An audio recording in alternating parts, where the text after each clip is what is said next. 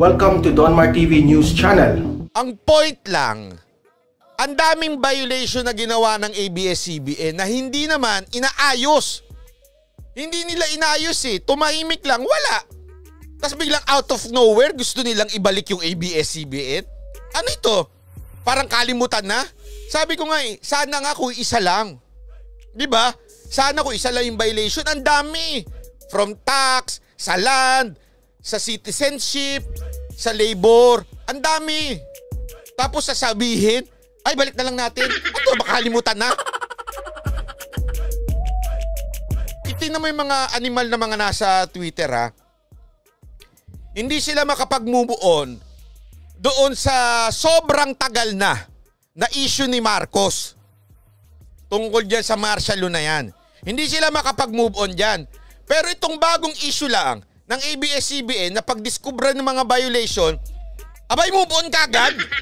Wala pang isang taon, move on na lang kagad. Abay mga animal pala kayo. Oh, ito pa dagdag ni Cayetano. Ang importante, yung substantive, ang lalim naman kasi niyan. Substantive issues, yung mga issues na lumabas sa hearing, either deny o tanggap ng ABS-CBN ano yung mga reforma at pagbabago na gagawin nila para hindi ito maulit. Correct! Kaya nga alam mo sa totoo lang ha, ito, we all know.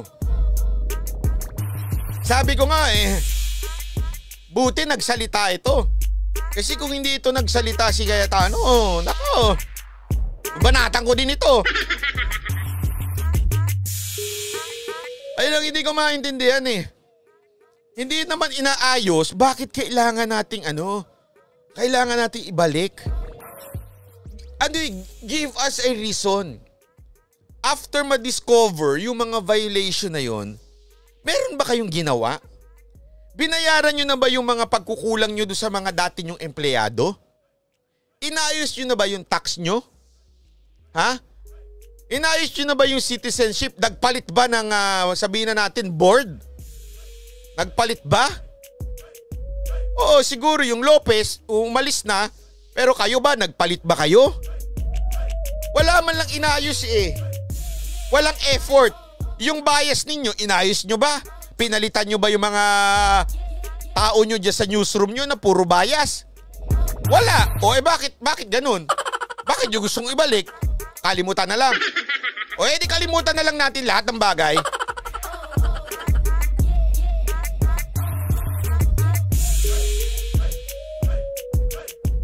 Kasi kung ganyan, kalimutan lang bala usapan pagdating sa violation, kalimutan na lang natin lahat ng violation ng mga kumpanya na hindi nakapagbayad ng tamang tax. Kalimutan na natin lahat yan. Patawarin na natin silang lahat. Unfair naman kung ABS-CBN lang ang papatawarin natin. Oh. Kaya, eto, paki-comment lang o. Paki-comment doon sa mga vlogger na nag-push kay Velasco. Hoy! Di ba pinush nyo si Velasco? Sabihin nyo naman mag-comment siya sa ABS-CBN. Oh. Sabihan nyo yung mga vlogger na nagtanggol kay Velasco. Sabihan nyo. O at saka yung mga nagalit kay Cayetano nun. O ayan, sumagot na si Cayetano patungkol sa ABS-CBN. O sabihan mo na nga yung mga nagtanggol kay Velasco. Oy, ano yung bata nyo? Ba't hindi man lang sumagot? Tameme.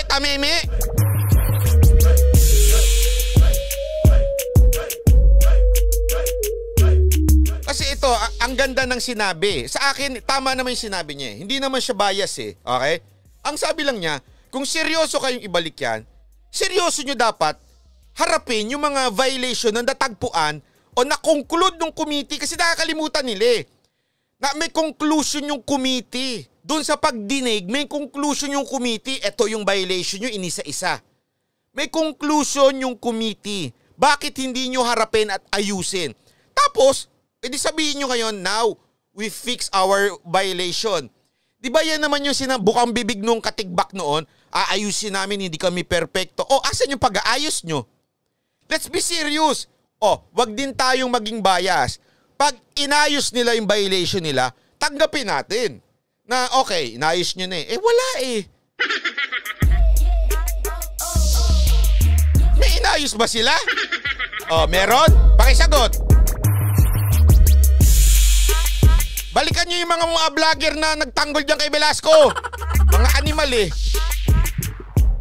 Ngayon, tameme. Kung sino-sino sinisisi. Kung sino-sino binabanatan. Sabi nga ni Cherry May Clark, sayang lang ang mga meeting ng Kongreso. Sayang lang ang pinapasweldo at gastos ng mga meeting. Oo nga eh. Sa totoo lang, nakakadismaya ho. Kasi ewan ko ba? Talaga nga naman.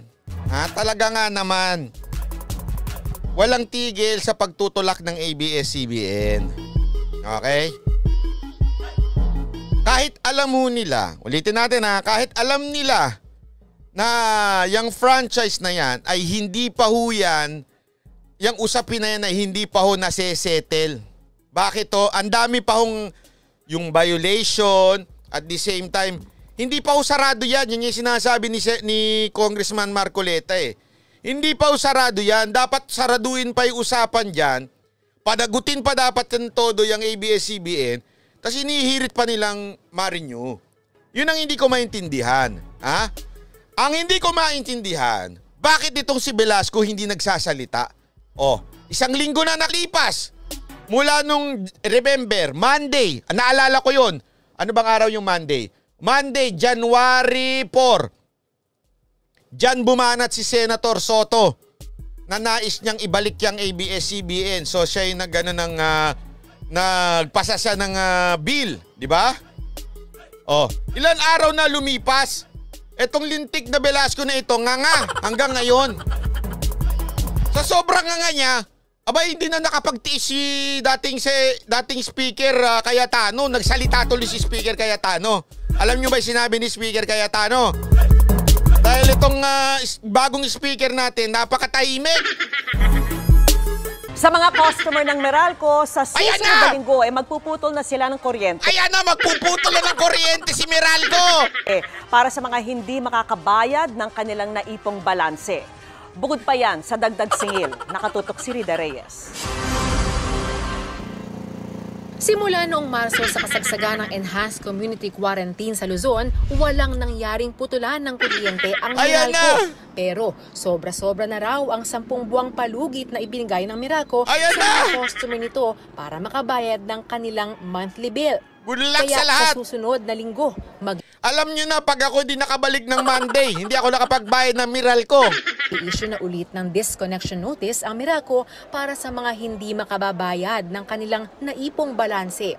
Maliban na lang. Madugo yan, isipin mo mula nung lockdown, sisingilin na lahat ng utang natin. Mga may konsumong aabot sa 200 per kilowatt hour pababa, nabibigyan pa rin ng hanggang katapusan ng buwan para makabayad. And there is a process involved naman dyan. Kung natanggap nila yung DN, they still have time to settle their arrears. But I think by next week, we may be implementing already the collection due and demandable. Bukod sa pagbabalik ng disconnection notice, may dagdag singil ang Meralco.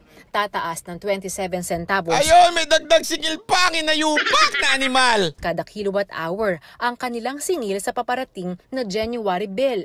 Katumbas yan ng 55 pesos na dagdag sa bill ngayong buwan para sa mga kumukonsumo ng hanggang 200 per kilowatt hour kada buwan.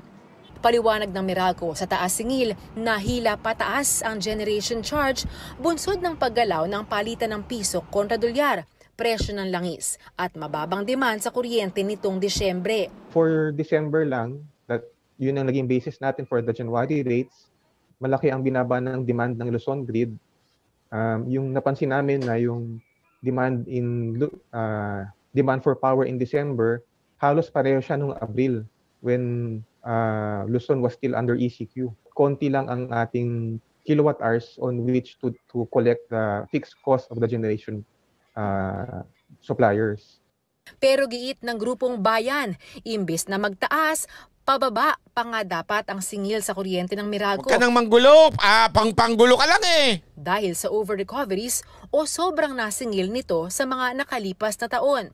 Wrong timing din daw ang dagdag singil kung kailan nasa gitna pa rin tayo ng pandemya. Sagot ng Meralco, natapyas na nga raw ang bill dahil makakasama na sa January, February at March bill ang refund na tig 11 centavos kada kilowatt hour.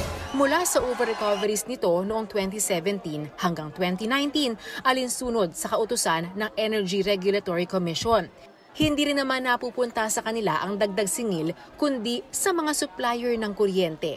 Yung amount lang naman napupunta sa amin ay itong sa distribution charge o yung cost of distributing power. But the pass-through charges, particularly the biggest component in our electricity bill, the generation charge, kami pa yung nag-aabono.